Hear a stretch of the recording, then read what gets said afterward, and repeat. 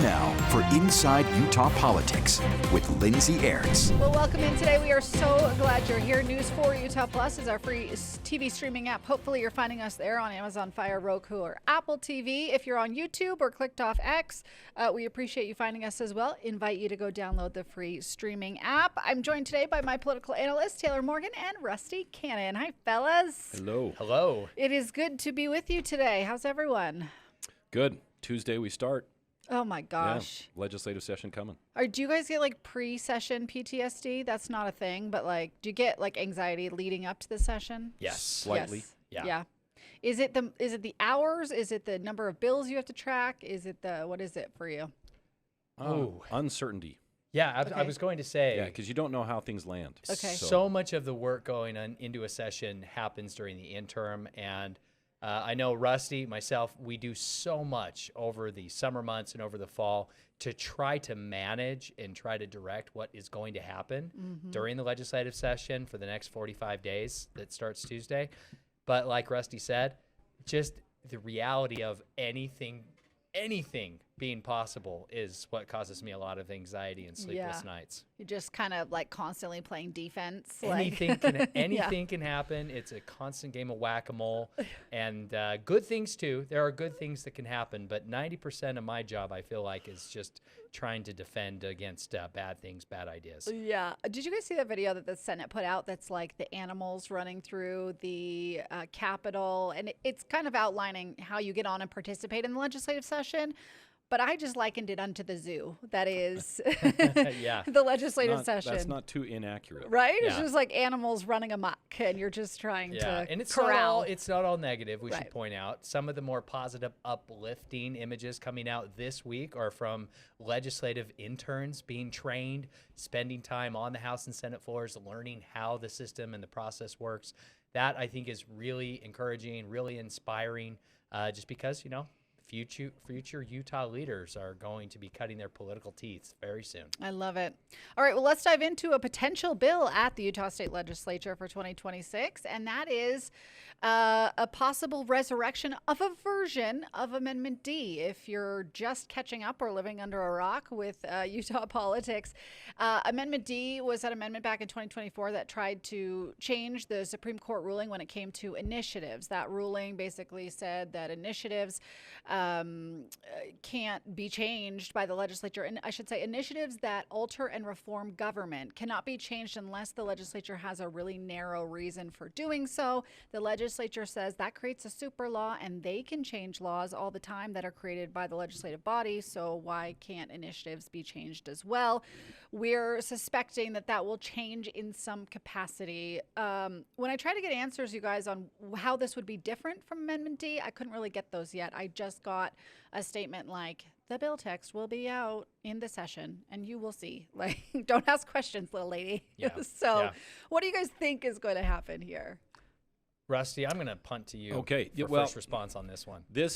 I think they are justified in going for a long-term fix when it comes to this issue, because as we discussed on previous shows, that you can have petition after petition, all kinds of things coming down the pipe in the future that will continue this battle, and it'll all get kicked up to the Supreme Court in Utah, or one court in Utah, and eventually to the Supreme Court, and if you want it decided by them, you could keep the status quo. This is their effort to put it back to what they feel is constitutional norms of saying, no, this is what the Constitution says, therefore that is what is set in stone, and the Utah Supreme Court can't mess with it at that point. I think they're justified in going for a long-term version of this, because this is going to persist unless we fix it, and this is what looks like to be another attempt at it. I think they'll do a much better job this time at, for lack of a better term, marketing the effort.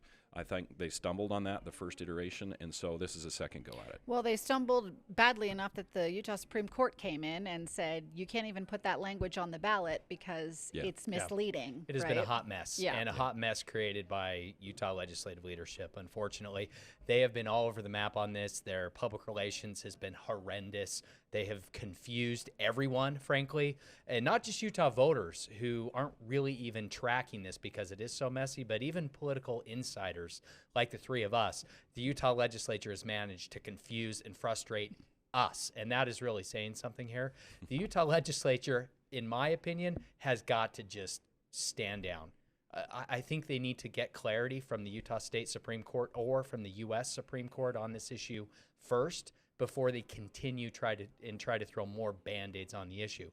I agree with Rusty that we need a long-term solution here, but we need long-term clarity from the courts. Yeah. And if Utah legislature doesn't get what it wants from the courts, then the solution is a clean and simple constitutional amendment that clarifies the Utah legislature's preeminence when it comes to ballot initiatives, right? That's the issue. Or, frankly, the Utah legislature needs to consider eliminating ballot measures altogether, right? Yeah. If they're willing to do that. But to have this done piecemeal the way it has been done is confusing to everyone, and this is not helping them win the issue with Utah Well, voters. I have a lot of questions on that. How do you get rid of initiatives altogether if the Constitution gives the right to alter and A reform the constitutional government? amendment placed on the ballot by passage of 2/3 of the House and Senate. Okay. That would go before the voters Right. on the ballot to approve or disapprove. Yeah, they would need the people Right, to they would have okay to change that. it, It's and not something then- the legislature can do. It has to go on Right. the on the ballot for the change in the Constitution. Yeah. All these questions ultimately lie with the people, and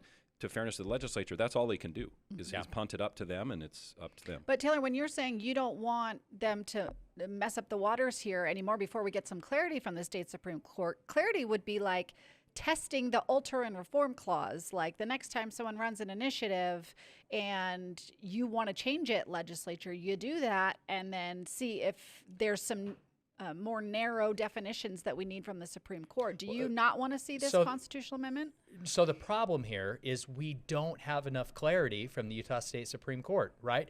What we got from the Utah State Supreme Court in July of 2024 was a simple ruling that said the Utah legislature cannot undermine the intent of initiative sponsors when an initiative reforms government. That is so broad. That is so all-encompassing. We don't know exactly what that means. Does that only deal with initiatives governing redistricting? Does that deal with initiatives governing the election process or term limits? What exactly does that entail? So we need two things, right? We need one or the other, frankly. We need clarity from the Utah State Supreme Court as to exactly what that means. What does an initiative that reform the government mean? How do we define that, right? And if we can't get that, then the Utah legislature needs to amend the Utah State Constitution to provide that clarity in the Constitution, or frankly, repeal direct democracy altogether. I'm not advocating for that. I don't support that. But I have serious concerns with the ability of out-of-state money coming into Utah to hijack direct democracy here for out-of-state progressive purposes. That has happened. It will happen. We have to get some clarity and certainty around this process. Okay, but having the Supreme Court give us clarity on that is going to take a while until there's another case, or they say something in this redistricting case that defines alter and reforming, or kind of amend their previous ruling in some sort of capacity. Do you want to see this change this session from the constitutional amendment? We can't change it this session. No, I mean, it has to go on to the ballot Right. for 2026. Right, no. But the bill will go on this session, get past this session, and then the question will go on in November. That's what's so Right? confusing here, Lindsay, and that's why I think this adds to what I will call ballot clutter. We have multiple constitutional amendments vying for voter support already on the ballot in November 2026. I don't think adding one more is helpful to the legislature. I really don't. That's why my opinion is the legislature just needs to stand down. We need to let this play out in the courts. We need to try to get clarity from the Utah State Supreme Court first. Now, if we don't get that, or we get an answer that the legislature doesn't like, I believe they should then shoot for 2028, right? Let's let the dust settle. Let's get out in front of this with voters. Let's come together on a smart public relations, communications campaign for the issue and get voters educated and to support what the legislature wants to do in 2028. You're cute. That's not going to happen. I actually, Don't you patronize me? I totally agree with him. 2028, in my opinion, has much better odds for the legislature to accomplish what they are hoping than 2026 for a lot of the reasons he outlined. Many factors. I think they would be better off waiting until 2028 for that. However, the case can be made that you do it now, because how about here's to get a way to get clarity. Put it in the Constitution, game over. Yeah, should Utahns be able to change initiatives? I mean, is that the question? Should the legislature be able to alter, repeal initiatives? Is that the question? Like, Well, what's the question in your mind that you want voters asked? Well, that's a good. I think you'd have to craft it the right way. First of all, to accomplish what you want in the Constitution, but you also then have to market it or educate the public correctly. Right. It's part of the problem as well. When you look, I talked to my parents used to live in California for a while, and my dad would get so frustrated with the ballot questions because there's like 13, 15 of them on every ballot. You can't understand what the yes argument is or the no. Well, wait a minute. If It's I'm like a for double this, negative. am I voting yes or Yeah. no? But it gets totally confusing. So if I'm answering your question, it's a tall order to clarify what you're actually voting on, Right. and that's a risk. Yeah. Because right now it says, Utahns have the right to alter and reform. So the question might be, what does alter and reform mean? Like, they could change that in the Constitution. Like, The court needs to clarify what that means, Yeah. right? Yeah. The court created what we're hearing called a super law, right? And by super law, essentially that means the Utah legislature is precluded legally. That's a hard word to say. Why did I choose that? They are prohibited or prevented legally from changing initiatives after initiatives pass, initiatives that reform the government. That's all the Unless state it's- Supreme Court said. unless Unless there's it's a narrow narrow in and compelling scope. government interest. But then there's endless litigation over what that means. Yeah. Right. Like, that's the problem. It's Right. like, well, you could litigate that for decades. Right. Yeah. And so we need clarity from the state Supreme Court. And if we get that and everybody's happy, great. But in the event that the court comes and really limits the Utah legislature's power to change laws, I think then the Utah legislature could consider and should consider a constitutional amendment for the voters in 2028. Okay, well, we've already confirmed that the Have amendment we is... lost everyone? Is Yes, that the most and we've nerdy, already- boring conversation But we've ever? already confirmed the amendment is coming this session. So I know. you're cute that It's that's gotta what pass. you It's want, gotta but pass it's by not. two-thirds. I got two words: ballot clutter. Producer Peter, help us here. I did actually, in a bit of a role reversal, have a question for you here, Lindsay. Okay. I know you said you've been reaching out to some people about, the possible return of Amendment D here. I have the original amendment text here. Yeah. Just if that's a helpful refresher Yes, for anyone, yes. because we haven't looked at it in a while. But I did want to ask about this component, the prohibiting foreign influence on ballot initiatives and referendums. Do you know if that component That is is a slated cute to kind of little- So return? Our gimmick, that's Peter. Taylor's favorite line, because what the polling shows is that Is that that's Utahns popular. overwhelmingly Of course. support that, Yeah. right? But a little known secret, it's already prohibited. It's already prohibited. Yeah. Oh, there No we go. foreign He money is whispered allowed that. in our elections anyway. It's just Okay. not expressed in Utah election law because it's already prohibited federally. So the thing I want to point out about the original Amendment D, and I should be clear that I'm kind of categorizing what's coming as a version of Amendment D we don't have any information on what it will look like. Right. So to be clear, it could be completely different, but it's trying to do the same thing, right? If lawmakers have the same goal, it's trying to make sure that the initiative power is clear versus the legislature's power, which is what Amendment D tried to do. Often when we do constitutional amendments at the legislature, we do if you pass this, then we'll give you this, public. So we put in statute a contingent, right? So do you want to amend the Constitution to say prohibit foreign influence and clarify and strengthen initiatives, whatever that means? Yeah. And then if you do, then we will give you fewer signatures to get on the ballot and whatever else was in that, right? So it's Yeah. a little like tit for tat type of thing on the ballot. You know what's unfortunate? The fact that federally constitutionally, we can't prohibit out-of-state money from coming in support of initiatives and referenda here in Utah. That's too bad, because I think that is a serious problem. In my opinion, I would like to keep initiatives and referenda in Utah. I would like to make them possibly even more difficult to pass, because Utah voters should have that option. But frankly, it should be a nuclear option, meaning it should be incredibly difficult and incredibly rare. Something everyone seems to agree on is Yes. keeping out-of-state money out of lawmaking here in Utah. So Interesting. Okay, we spent way too much time on Amendment D, but I feel like I could talk about it all day. I'm a nerd like that. Let's move to another possible bill, and this is a possible social media tax. So this hasn't been made public in any sort of way, except for that the good potential sponsor, Senator Mike McCall from Spanish Fork, went and talked to the Deseret News editorial board, and KSL reported it as well. So basically, he's modeling it after Maryland, which is tied up in the courts right now, and we have to wait and see if Maryland's law gets struck down. But basically, it's a 2.5 to 10% tax on online advertising services that have certain revenues, so really big revenues, right? So it's really trying to target these social media companies. What do you guys think of a social media tax? Is this the right way to get at regulating these social media companies? No. Please elaborate. No.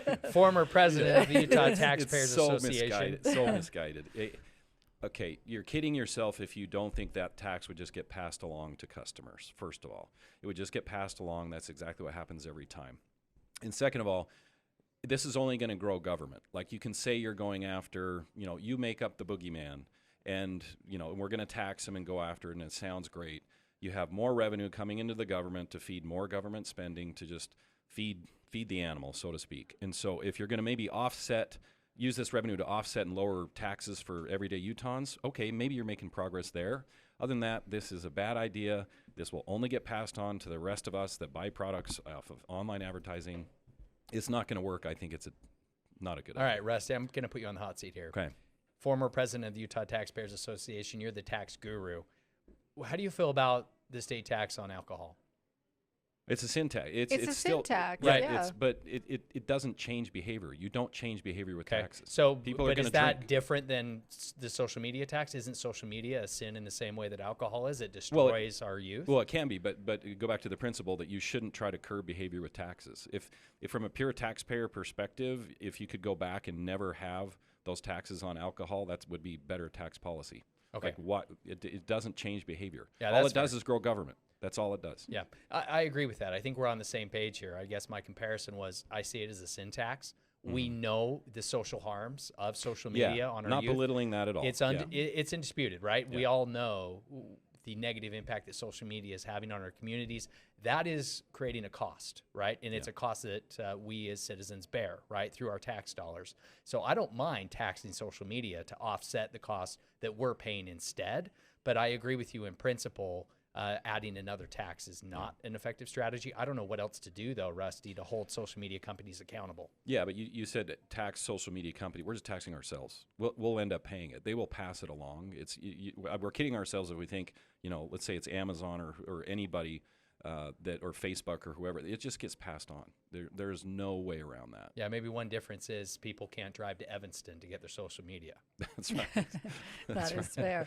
We'll have to see this bill even comes out in Utah, because I think we're waiting to see what happens in Maryland and whether the courts say you're allowed to do this in one way or another.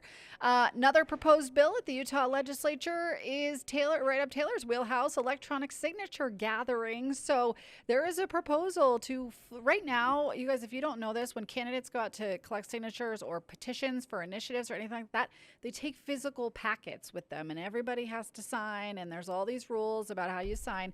Taylor wants to flip that on his head and do an electronic signature gathering app, and it appears that a bill is making its way through the legislature. This is something that I've been working on for years, and the goal here is to make the signature gathering process more accessible, less expensive for candidates, but most importantly, more secure. Right? If we can use digital signatures and using voters' identification, whether it's a driver's license or a state identification card, if we can verify voters' identity and eligibility to sign for candidates and initiatives and referenda, mind you, in real time, we can do a lot of things to improve the signature gathering process. Now, this bill isn't perfect. I think there are some refinements we need to make, but I do think it's a move forward. Rusty, for those who don't like the signature path, period, full stop, why would they support this bill? I don't know if they would change their view here. I think the question that they would the road they would try to go down would be claiming that somehow this electronic way to do it is less secure. Like, but you can trust a signature. I mean, that would be a question I would have for maybe Taylor's had to answer this before is, okay, if someone forges a signature like that, that's the issue of is getting around doing it correctly. Would doing it electronically be more secure in that sense? Like, what I'm saying, is it easier to cheat by forging a signature or on the electronic way? And where does my signature go once I sign it? Well, I think it all is tied to the state voter database. The electronic signature gathering would still involve a witness who would gather the voter's eligibility, determine their identity using the voter's identification card, right, in real time. For example, using my phone, the camera on my phone, Rusty, I would scan the back of your Utah driver's license, and that would immediately populate a form on my phone that is issued by the state elections office, an app, right, that is, I would log into that. It would be monitored by the state elections office. You would then sign using your finger on my device, and then instantaneously that candidate or that initiative would be credited with your signature. So you could argue that would be even more secure because I had to show you my driver's license. If it's just on the street, I could sign your name if I wanted, right? Right. So that does add a security element. Now the issue is, the downside is that a privacy concern for voters, right? Will voters be comfortable showing their identification to signature gatherers in that way? Even though the idea is it's enhancing security because we're verifying identity and eligibility in real time. There's always going to be, pros and cons to every different process. It's an idea. We're refining it. We're looking for feedback, of course. I think it's interesting it's being run by Representative Jordan Tusher. I know you work closely with him, Taylor, but he is very much a convention path guy, right? Oh, I think he might be gathering signatures right now. Oh, is he? Oh, I didn't know that. Okay, well, I stand corrected. Not always right. There's a lot of that going on. I think, in fairness to Representative Tusher has been working on this issue for years, and his motivation has been all about securing the signature gathering process and reducing the burden on candidates. Yeah, that's true. He has been at that for a while. Yeah, yes. A lot of credit. He deserves a lot of credit for this. So I guess just one more question. When I sign it, it goes to the statewide voter database, and then it verifies it in real time. Does this speed up the process of gathering? Yes. So, and what it do does, we shorten the time frame for time you have to gather? Like, the whole thing is predicated on how long it takes to gather. Well, I think one of the issues we have right now with the holographic written signatures, Lindsay, combined with this limit on one signature per race, what we're doing is we're actually incentivizing fraud right now, because we're telling candidates, whoever gets their signatures in first, you say if you have to have 2,000, for example, for the state Senate, whoever has 2,000 signatures in first, we will verify all of those signatures before we even take a look at any other candidate signatures. What that does is it incentivizes campaigns and gatherers to fill in maybe a couple blanks, right? To get the packets in first, so that candidate gets first run at all of those signatures. And guess what? Even if a couple aren't verified, that candidate still has first dibs to go out and get more should they need them. So right now we've created a system that incentivizes fraud, and there are some very common sense ways we can fix that. Yeah, and Lindsay, to answer that, he did a great job of explaining it. This speeds up the counting of it, Right. I mean, because it's instant. You don't have to wait. Okay, well, There's they got to no go lag. through 28,000 more for the other governor candidate. It's Right. like this will And greatly if you're a improve it. competing candidate in the same race and you go to Rusty to get his signature, guess what? When you scan his ID, it populates his voter ID and it says Rusty's not eligible to sign because he's already signed for that race. Yeah, you don't get the false rejects, or if that's the right term. Well, yeah, but we, signing is a little bit subjective, right? We know that from humans verifying signatures, right? As we do it right now, just wet ink signing. So, what if my signature doesn't match what's on file, even if I am who I say I am? Well, that's the way it is now. It's a different process, right? Because we're not having an election official verify your signature. You as a voter are signing it yourself electronically, and it becomes immediately effective rather than waiting on a verification of a county election official. As a voter, you would still have the ability to remove your signature if you'd like. You will be notified electronically by the elections office that you signed for this candidate or this initiative, and then as a voter, if that's not correct, you could then immediately remove that signature. Okay. So lots to talk about with that one. I think we talked too long on some of these things, but they're all fascinating. So I don't have time for my last topic, which was just Greenland. So if anyone has immediate thoughts that they want to yell. We would like to buy it. We have to acquire Greenland. The more I have researched this, it is absolutely vital for our national security and our economy to acquire Greenland. Right now, Denmark, give it up. Why? Why do we need Greenland? Multipolar world, historic Russian investment in their northern fleet, China Hostile investment in takeover of a icebreakers. NATO country. Just don't say oil. Listen, not oil, but lithium. How about lithium? 90% of the resources we need to create EVs, guess what? We import those from China. And if we could have access to those in Greenland, which is now more accessible because of climate change, this is us embracing the reality of climate change. Democrats, you're welcome. Okay. We absolutely need Greenland now. It is of strategic, vital importance. Sounds like you should do PR for the president because he needs some reasoning other than I Hired. just want to take them over. I Yeah. just want to win. Hey, Denmark took 18 months to approve a radar improvement. We can't risk our national security to the whims of Danish oversight. We will have to leave it there. Taylor Morgan, Rusty Cannon, thanks for your insights today Thank you. and your opinions. We always appreciate them. Producer Peter, appreciate you. Thanks Of for being course, here. appreciate y'all. I think that's as fast as we could have done Greenland's. I know. It was very. Hey, I have a lot more to say. I did a lot of research on this issue, and I'm I so am, sorry. We'll I have am plenty of very hawkish on opportunities. Greenland. We Let's talked- go. We talked too long on Amendment D. All right. Watch Inside Utah Politics this week, 8 and 4 on ABC4. Representative Trevor Lee will join us, as will Representative Angela Romero, a Republican and Democrat, both talking legislative priorities ahead of the session. And we will, what? Well, Go. can we just edit that the footer there, Peter, to say instead of Trump, say On it Taylor, right we now. need One moment. Greenland. Yeah, that'd be great. It's called a lower third. That's what you call it in TV. Okay. A lower third. Yeah. Yep. I don't know if he's doing it. I don't know if we have time to wait for it. If you want to No put one wants There it is. There There it is. Yes. Yay. Producer Peter. Thank you, Peter. You're welcome. right. Happy to work my magic. Thank you, There folks. we go. All right. We will see you next time.